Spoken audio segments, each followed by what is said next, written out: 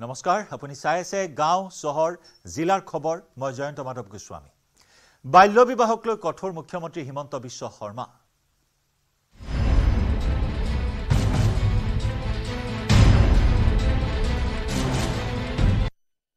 আজি সদনত অগ্নি শৰ্মাৰ ৰূপ ধাৰণ কৰিলে মুখ্যমন্ত্ৰী ডক্টৰ হিমন্ত বিশ্ব শৰ্মাই মুছলিম বিবাহ আইন খাৰিজক লৈ সদনত এক হুলস্থলীয়া পৰিস্থিতি 5-6 বছৰৰ ছোৱালী বিবাহ হ'বলৈ নিদিও বুলি সদনত প্ৰকাশ মুখ্যমন্ত্ৰী এআইডিএফৰ বিধায়কে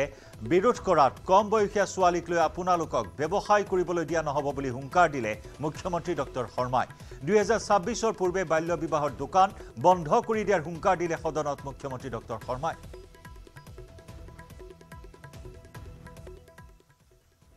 এতিয়া মই এটাই কথা কৈছো মই থিয় হোৱাৰ কাৰণটো জানিবলৈ পাই মই এটা শব্দতে মই ক'ব খুজিছো যাতে আপোনালোক থিয় হ'ব নালাগে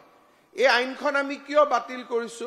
এই আইনখনত 6 বছৰ 5 বছৰৰ ল'ৰা ছোৱালীৰো মেৰেজ ৰেজিষ্টাৰ কৰাৰ প্ৰভিজন আছে ডিসকাশন কৰক শুনি লওক অধ্যক্ষ মহোদয় আপুনি যদি আপোনালোকে শুনি লওক অধ্যক্ষ মহোদয় আপুনি যদি ইউডিএফৰ এজনক ক'ব দিয়ে আপুনি যদি ইউডিএফৰ এজনক ক'ব দিয়ে কংগ্ৰেছৰ এজনক ক'ব দিয়ে মোৰ কোনো আপত্তি নাই মই আপত্তি কৰা নাই আপোনালোকক মইতো কৈছো যে কওক স্পিকাৰে ৰিজেক্ট কৰিছে কিন্তু আপোনালোকে যদি এজনে এনেকুৱা ড্ৰেকনিয়ান এক্ট এখনক যদি সমৰ্থন কৰি আপোনালোকে ক'ব খুজিছে আপোনালোকে কওক না আৰে অলপ বাচ্চাৰ কাৰণে ভাবক 5-6 বছৰৰ ছোৱালীৰ বিয়া এখন অসমত মই কৰিব নিদিও আপোনালোকে যি কৰক आप लोग सुन लीजिए असम में चाइल्ड मैरिज नहीं होने दूंगा जब तक मैं जिंदा हूं हम होने नहीं दूंगा जब तक हिमंत बिश्व शर्मा जिंदा है तब तक असम में चाइल्ड मैरिज আপোনালোকে বহকচোন আগতে আৰু পইণ্ট ব্লেংক শুনি লওক মুছলমান সমাজৰ বাচ্চা ল'ৰা ছোৱালীক লৈ আপোনালোকক বিজনেছ কৰিব দিয়া নহব এইটো আপোনালোকে বুজি লওক আৰু আপোনালোকক मैं आप लोगों को सन का पहले मैं ये दुकान बंद कर दूंगा बंद कर दूंगा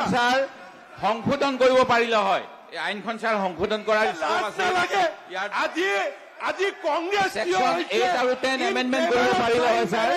8 আৰু 10 এমেন্ডমেন্ট কৰি lawful guardian can make application for registration of marriage on behalf of minors আজি লাজ নালাগে যে বাচ্চা ল'ৰা 6 বছৰ 7 বছৰ 8 বছৰ ল'ৰা ছোৱালীৰ বিয়াৰ ফেভাৰত কংগ্ৰেছ থিয় হৈছে অধ্যক্ষ মহোদয় হৈছে এইটো আইটেম আমি নেক্সট নিজৰ ছোৱালীবিলাকক বিয়া দিয়ক মুছলিম বিবাহ আইনৰ বিৰোধিতাৰে সদনৰ বাহিৰত প্ৰতিবাদ সাব্যস্ত কৰিলে বিৰোধীয়ে গান্ধীৰ প্ৰতিমূৰ্তিৰ তলত বহি প্ৰতিবাদ এআইডিএফৰ বিধায়কৰ মুছলিম বিবাহ আইন খাৰিজৰ সিদ্ধান্তৰ বিৰোধিতাৰে প্ৰতিবাদ বিধায়কসকলৰ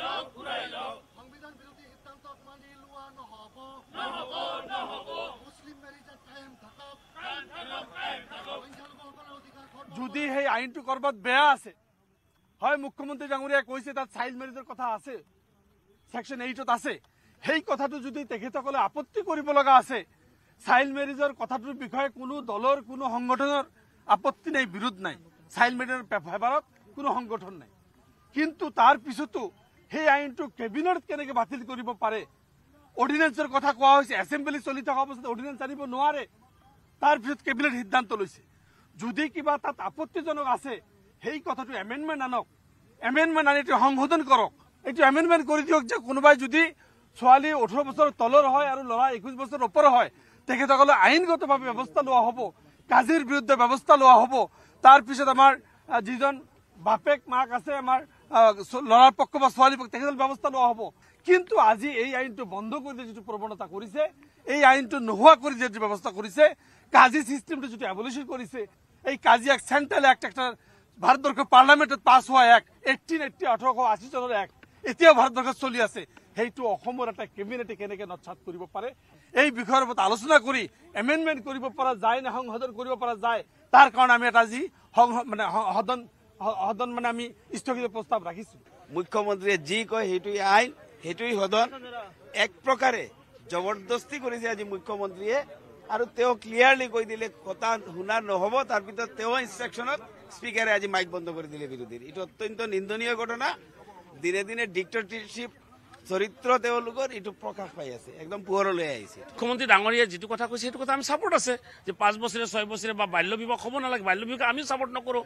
আমি এমেণ্ডমেণ্টটো বিচাৰিছোঁ, কিন্তু আপোনাৰ এক্টটো বাতিল কৰাটো আমি কোনো পধ্যেই মানে মানি নলওঁ। মুছলমান আপোনাৰ মেৰিজ এণ্ড ডিভোৰ্চ এক্ট 1935 এইটো বাতিল কৰাটো আমি কোনো পধ্যেই মানি নলওঁ। গতিকে আমি বিচাৰিছোঁ গোটেই অসমৰ ৰাইজে বিচাৰে, গোটেই মুছলমান ৰাইজে বিচাৰিছে এই এক্টটো যাতে বাতিল কৰিব নোৱাৰে। সংশোধনী কৰক, আমাৰ এটা ছাপোৰ্ট আছে, কিন্তু বাতিল কৰাটো কোনো পধ্যেই আমি মানি নলওঁ। এইটো তেখেতসকলে মুছলিম ছোৱালীৰ কাৰণে ল'ৰাৰ কাৰণে কৰা নাই, এইটো গোটেই অসমৰ মানুহক দেখাব খুজিছে মুছলমানৰ আইন ভাঙি দিছো, ভোটৰ স্বাৰ্থত কৰিছে, নিৰ্বাচনৰ আগত ভোটৰ স্বাৰ্থ অৰিয়েণ্টেড। এইটো ইলেকশ্যনৰ কাৰণে কৰিছে মানে মুখ্যমন্ত্ৰী ডাঙৰীয়া। কোনো মুছলমানৰ প্ৰতি দৰদ নহয়। যদি মুছলমানৰ প্ৰতি দৰদ হ'লহেঁতেন তেখেতে 19 বছৰ 20 বছৰ মন্ত্ৰী হৈ আছে, তেতিয়া কিয় এই বিষয়টো অনা নাই? তেতিয়া কিয় এই বিষয়টো সংশোধনী কৰা নাই? তেতিয়া কিয় বিলটো ৰিপিলৰ ব্যৱস্থা কৰা নাই? আইনটো কিয় এমেণ্ডমেণ্ট কৰাৰ ব্যৱস্থা কৰা নাই? এইটো তেখেতে জীয়াই ৰাখিছে, আৰু ঠিক নিৰ্বাচনৰ প্ৰাক মুহূৰ্তত এইটো কৰি ভোট বেংকৰ স্বাৰ্থত এইটো আইন মানে। মুছলিম বিবাহ আৰু বিচ্ছেদ পঞ্জীয়ন আইন বাতিলক লৈ সৰব বিৰোধী দলপতি দেৱব্ৰত শইকীয়া। বিধায়কক নজনোৱাকৈয়ে চৰকাৰে সিদ্ধান্ত ৰাজহুৱা কৰাৰ অভিযোগ বিৰোধী দলপতিৰ। গণতন্ত্ৰ নিষেধ কৰি চৰকাৰে বলপূৰ্বকভাৱে UCC আনিব বিচাৰিছে বুলিও মন্তব্য দেৱব্ৰত শইকীয়াৰ। সংসদ বা বিধানসভা চলি থাকোঁতে যিকোনো ধৰণৰ ঘোষণা যদি চৰকাৰীভাৱে কৰিব লাগে তেতিয়াহ'লে সংসদসকলক বাবে লোকসভাত আৰু বিধানসভাৰ ৰাজ্যৰ ক্ষেত্ৰত বিধানসভাত এই চৰকাৰী সিদ্ধান্ত, কেবিনেট সিদ্ধান্ত প্ৰেছলৈ যোৱাৰ আগতে দিব লাগে। যোৱা কালি নে পৰহি কেবিনেট ডিচিশ্যন যে আছাম স্পেচিয়েল মেৰিজ এক্ট মুছলিম 1935 এবলিছ কৰা হৈছে বুলি বিধানসভা চলি থকা সময়ত বিধানসভাৰ সদস্যসকলক সন্মান নজনাই, বিধানসভাৰ পবিত্ৰতা ৰক্ষা নকৰি কেবিনেটত ঘোষণা কৰা হ'ল। আৰু আমি আজি এই বিষয়টো লৈ সদনৰ সভাস্থগিত প্ৰস্তাৱ এটা আনিব বিচাৰিছিলোঁ, যিটো নাকচ কৰা হৈছে। আৰু মুখ্যমন্ত্ৰীয়ে কৈ আছে যে এইবিলাক বিভিন্ন কথা কৈ আছে তেখেতে, কিন্তু এই গোটেই কথাখিনি হৈছে যে যিটো এটা গণতন্ত্ৰ ধ্বংস কৰাৰ বাবে বিজেপিৰ ষড়যন্ত্ৰ, ই তাৰে অংশ। একমাত্ৰ নিজৰ ৰাজনৈতিক স্বাৰ্থত যিটো তেওঁলোকৰ এটা শ্লোগান, এক দেশ, এক জাতি, এক ভাষা, এক ধৰ্ম, এক আইন, এইটো ৰূপায়ণ কৰিবলৈ বলপূৰ্বকভাৱে ইউনিফৰ্ম চিভিল কোডখন যাতে আহে তাৰ বাবে বিভিন্ন ধৰণৰ যিবিলাক স্পেচিয়েল প্ৰভিজন আছিলে সেইখিনি ইয়াত ৰিপিলিং কৰিব বিচাৰিছে, আৰু ইয়াক আমি আজি প্ৰতিবাদ কৰি 10 মিনিটৰ বাবে সদন ত্যাগ কৰি ওলাই আহিছোঁ। UCC পিছ দুৱাৰেদি অনাৰ প্ৰশ্নই নুঠে। বিৰোধী দলপতি দেৱব্ৰত শইকীয়াক উভতি ধৰি মন্তব্য মুখ্যমন্ত্ৰী হিমন্ত বিশ্ব শৰ্মাৰ। সদনত UCC প্ৰসংগ মই এবাৰো কোৱা নাই বুলি মন্তব্য কৰি মুখ্যমন্ত্ৰীয়ে ক'লে বিৰোধী দলপতিয়েহে উল্লেখ কৰিছে যে UCCৰ প্ৰসংগ। UCCৰ প্ৰসংগ আমি এবাৰো উল্লেখ কৰা নাই হাউচত। বিৰোধী দলপতি ডাঙৰীয়াই নিজে নিজে UCCৰ কথা উল্লেখ কৰিলে। এতিয়া প্ৰথমতে আমি এইটো কথা বুজাব খুজিছোঁ যে আজি ভাৰতত UCC ক'ত হৈছে? উত্তৰাখণ্ডত হৈছে। আৰু UCC মানে কি? UCC মানে খালি 4টা পইণ্ট। কোনো ব্যক্তিৰ নিৰ্ধাৰিত বয়সতকৈ তলত বিয়া হ'ব নোৱাৰে, number 1 point. Number 2 point, polygamy হ'ব নোৱাৰে, এজন মানুহৰ দ্বিতীয়জন ৱাইফ হ'ব নোৱাৰে। তৃতীয়, এজন ব্যক্তিৰ পৰিয়ালৰ ছোৱালীয়েও পিতৃ মাতৃৰ সম্পত্তিৰ পূৰ্ণ অধিকাৰ পাব লাগে। 4 নম্বৰ, কোনোবা যদি লিভ ইন ৰিলেশ্যনশ্বিপত আছে সেইটো ৰেজিষ্টাৰ কৰিব লাগে যাতে তেওঁলোকৰ সন্তানেও সেই পিতৃ মাতৃৰ সম্পত্তিৰ অধিকাৰী হ'ব পাৰে। UCCত ৰীতি নীতি নাহে, UCCত পৰম্পৰা নাহে। এই বিষয়টোলৈ কেতিয়াবা কোৱা যায় UCC means only these 4 subject. ইয়াত পূজাৰ পদ্ধতি কি, উপাসনাৰ পদ্ধতি কি, এই কথাবিলাক ইয়াত নাহে গতিকে বিৰোধী দলপতিগৰাকীয়ে যিটো কৈছে যে হিলিং প্ৰেক্টিছৰ জৰিয়তে আমি ইউচিচি আনিব খুজিছোঁ পিছ দুৱাৰেদি আমি ইউচিচিটো ফ্ৰণ্ট দুৱাৰেদি আনিম আমি কিয় পিছ দুৱাৰেদি আনিম বৃদ্ধি পাইছে গণৰ আতংক পৰ্যাপ্ত খাদ্য লাভ কৰি এফালৰ পৰা গণে তহিলং কৰি গৈছে মটৰ ঘেঁহুৰ লগতে মাহ জাতীয় শস্য গণৰ আতংক টিং বজাই কৃষকসকলে শস্য চপাবলগীয়া হৈছে বিশেষকৈ কাৰ্গিল চাপৰিত এতিয়া কৃষকসকলে টিং বজাই নিজে সুৰক্ষিত কৰিবলগীয়া হৈছে খেতি পথাৰ বিগত 6 মাহে কাজিৰঙাৰ পৰা খাদ্যৰ সন্ধানত ওলাই অহা 4টাকৈ গণে মাজুলীৰ কাৰ্তিক মছুৱা কেৰেলা দৰবাৰ পাগলা সুমৈমাৰী আদি চাপৰিত আশ্ৰয় গ্ৰহণ কৰি আছে এই গণকেইটাই জনাঞ্চলত প্ৰৱেশ কৰি আতংকৰ সৃষ্টি কৰাত ইতিমধ্যে মাজুলীৰ বন বিভাগে ৰেড এলাৰ্ট ঘোষণা কৰিছে উল্লেখযোগ্য যে এসপ্তাহ পূৰ্বে ভকত চাপৰিত এজন ব্যক্তিক গণে খুন্দিয়াই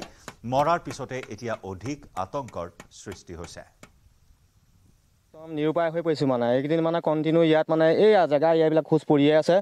ইয়াত মানে একদম সন্তাসৰ সৃষ্টি কৰি থাকে ইয়াত আৰু মানে আমি এতিয়া পথাৰত কাম কৰিবলৈ মাত তুলিবলৈ মানুহ আহিবলৈ ভয় কৰা হৈছে সেইটো কাৰণে আমি এতিয়া উপায় নাই এই ভগা টিঙেকে বজাই বজাই এনেকৈ মানুহবিলাকক সকাই দি পেলাই ফূৰ্তি কৰি পেলাই মাছ যেনে তুলি আছোঁ তাকো 3টা বজাৰ লগে লগে ইয়াৰ পৰা আমি যাবগৈ লাগিব আৰু মানে 3টা বজাৰ পিছত আৰু ইয়াত থাকিব নোৱাৰি আৰু সন্ধিয়া হোৱাৰ লগে লগে ইয়াত সোমাইবোৰ চব জেওৰা ভাঙি এইপিনেদি আহি ইয়াতে একদম খাব আৰু লাহেকৈ হাবিয়েদি লাহেকৈ এইপিনেদি গুচি যাব ফৰেষ্ট ডিপাৰ্টমেণ্টে আহি সন্ধিয়া যেনিবা আহি তেওঁলোকে বম চম ফুটাই মানে ভয় চয় খুৱাই মানে লাহেকৈ আকৌ তেওঁলোক চাপৰি ফালে গুচি যায়গৈ তেওঁলোকে যথেষ্টখিনি কষ্ট কৰিছে বাৰু এতিয়ালৈকে দেই আমি পাইছোঁ বাৰু তেওঁলোকক হয় এতিয়া আমি মানে গড়ৰ ভয় তেতিয়া আপোনাৰ ওলাবলৈ ভয় যেতিয়া এনেকৈ এই ভকত চাপৰি কাহিনীটো শুনি গ'লোঁ সেই তেতিয়াৰ পৰা বেছি ভয় লগা হ'ল মানে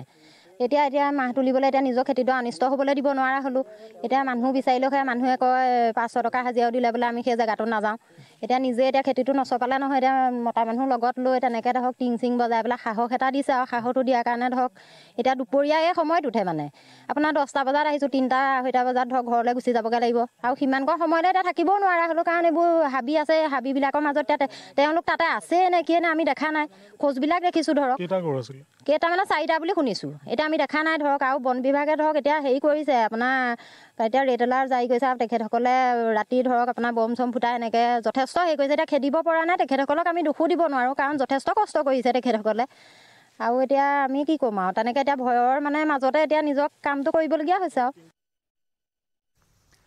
বিজেপি নেতাই কংগ্ৰেছ নিষেধ হ'ব বুলি দাবী কৰাৰ সময়তে বিজেপিৰ পদত্যাগ কৰিছে এগৰাকী দলীয় নেতাই বিজেপিৰ পৰা পদত্যাগ এগৰাকী দলীয় নেতাৰ বিজেপিৰ সংবাদ কোষৰ ৰাজ্যিক সদস্য উপেন ৰাজ নাথৰ পদত্যাগ গুৱাহাটী প্ৰেছ ক্লাবত সংবাদমেল যোগে প্ৰকাশ কৰিলে দল ত্যাগৰ কথা অসমত কা আইন জাপি দিয়াৰ বাবে বিজেপি চৰকাৰক লৈ অসন্তুষ্ট উপেন ৰাজ নাথ পদত্যাগ কৰিয়েই বিজেপিয়ে ঘৃণাৰ ৰাজনীতি কৰাৰ অভিযোগ আনিলে উপেন ৰাজ নাথে 2024ৰ সাধাৰণ নিৰ্বাচনত শোণিতপুৰ সমষ্টিৰ পৰা নিৰ্বাচনত অৱতীৰ্ণ হ'ব উপেন ৰাজ নাথ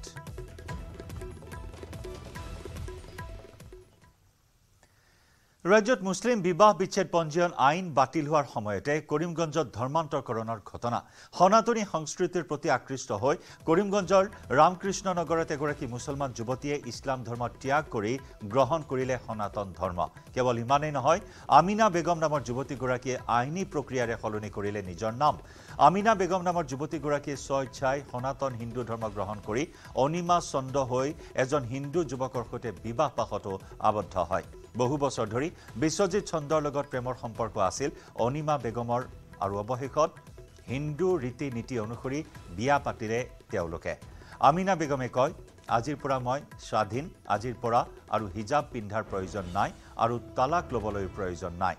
আমিনা বেগমে কয় স্বইচ্ছাই মই আহিছোঁ হিন্দু ধৰ্ম আৰু হিন্দু সমাজ মোৰ ভাল লাগিছে এতিয়াৰে পৰা মই হিন্দু ধৰ্ম গ্ৰহণ কৰি মই ধৰ্মৰ সকলো নিয়ম মানি চলিম আমিনাৰ এই সিদ্ধান্তক ৰামকৃষ্ণ নগৰৰ ৰাইজেও আদৰি লৈছে হিন্দু ধর্ম আমার ভালো লাগছে আমি আমার স্বইচ্ছা আমি হিন্দু ধর্ম লেছি আমার ভালো লাগছে আমি হিন্দু ধর্ম লেছি কান্ডু আমার ভালো লাগছে হিন্দু সমাজ আমার ভালো লাগছে আমি তার লাগে স্বইচ্ছা আমি হিন্দু ধর্ম লেছি কেউ আমার যুদ্ধবস্ত করছে না আমার নিজেতে গিয়ে আমি লেছি আমার হিজাব পড়াও লাগতো না তলাক নামাও লাগতো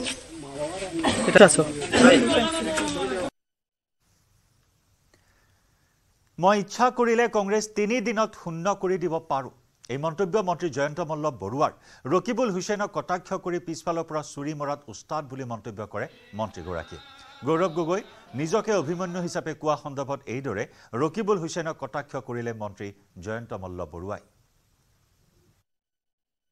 কংগ্ৰেছ দলত যদি আপুনি কয় যে মোক যদি দায়িত্ব দিয়ে যে মই কংগ্ৰেছ দলটো খালী কৰি দিব লাগে, মোৰ কাৰণে 3 দিনৰ কাম খালী কৰি দিব পাৰিম, কিন্তু খালী কৰিব বিচাৰিলে কি হ'ব, তেওঁলোকতো সাংসদ বিধায়কৰ টিকট দিব নোৱাৰোঁ। টিকট দিব নোৱাৰা মানুহকেইটাক থৈ চব মানুহ লৈ আহিব পাৰে। আজি অলপ আগতে ৰাতিপুৱা মই 1258 গৰাকী মোৰ সমষ্টিত একেলগে জইন কৰাই থৈ আহিছোঁ। এটা সৰু সমষ্টিতে যেনেকুৱা ধৰণে 1200-1300কৈ জইন কৰে, গতিকে য'তে যাওঁ তেনেকেই জইন কৰে, তেনেকৈ আহে। গতিকে এইটো খালী হৈ গ'ল আৰু খালী কৰিব পাৰি। ইমান দিন আমি বিচৰা নাছিলোঁ, এতিয়া কৈছোঁ যে চুৰ ডকাইত ক্ৰিমিনেল এইবিলাকক বাদ দি, ৰেপিষ্ট এইবিলাকক বাদ দি চব মানুহক আমি আদৰি লৈছোঁ, সেইবিলাকক আদৰি লোৱা নাই। কিছুমান মানুহ আকৌ টিকটৰ আশাত বহি আছে, টিকটটো আমি দিব নোৱাৰোঁ। টিকটৰ আশাত অহা মানুহবিলাকক আমি থৈ দিছোঁ তাতে, তেওঁলোক আহিব নালাগে।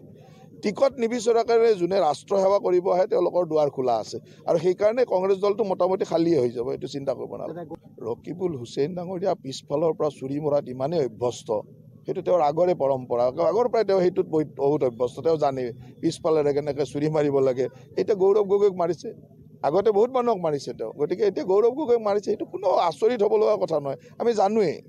গৌৰৱ গগৈ হয়তো বুজিছে নুবুজিছে বেলেগ কথা, ৰকিবুল হুছেইন এই কামটোত বিৰাট অভ্যস্ত, লগতে থাকে, লগতে ঘূৰাই লৈ ফুৰে আৰু পিছফালৰ পৰা চুৰি মাৰি দিয়ে, এইটোত তেওঁ বিৰাট অভ্যস্ত।